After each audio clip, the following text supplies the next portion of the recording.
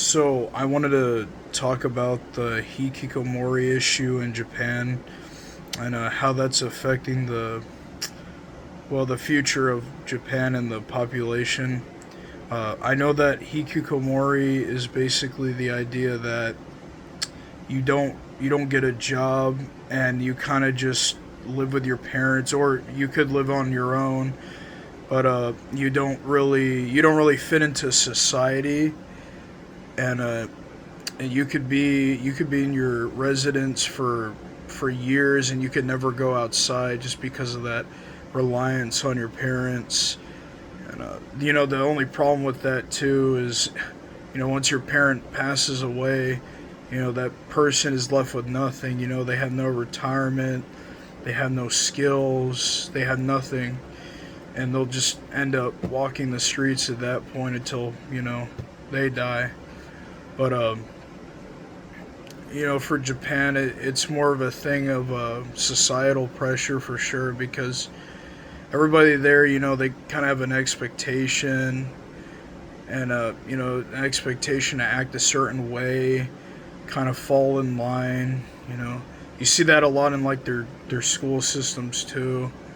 They want you to be uniformed, everything. You can't be different. You can't really do anything that's like out of the ordinary.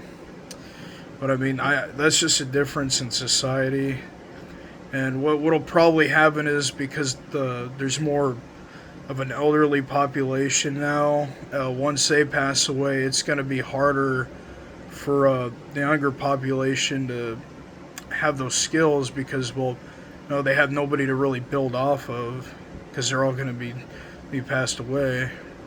And going back to the hikikomori thing, I feel like for me, I have some aspects of that, or I had some, I guess, worries about that I would kind of end up that way with no job, not really an education, just because I would see people that in high school, they already had a job, they already knew what they wanted to do, and I know that's just high school, but everybody tells you to wait, you'll figure it out.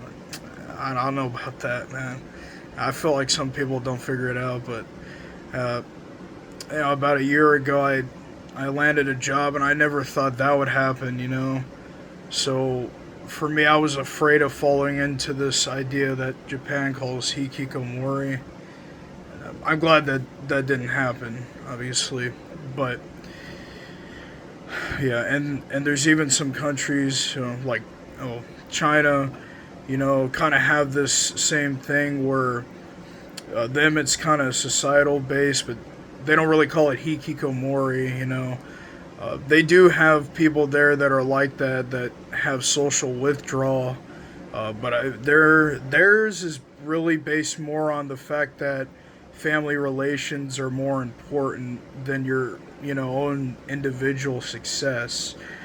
That's just the way their society's been brought up for since the beginning of time. Which, honestly, that's kind of the main reason for their social isolation. We're just talking about the U.S. though.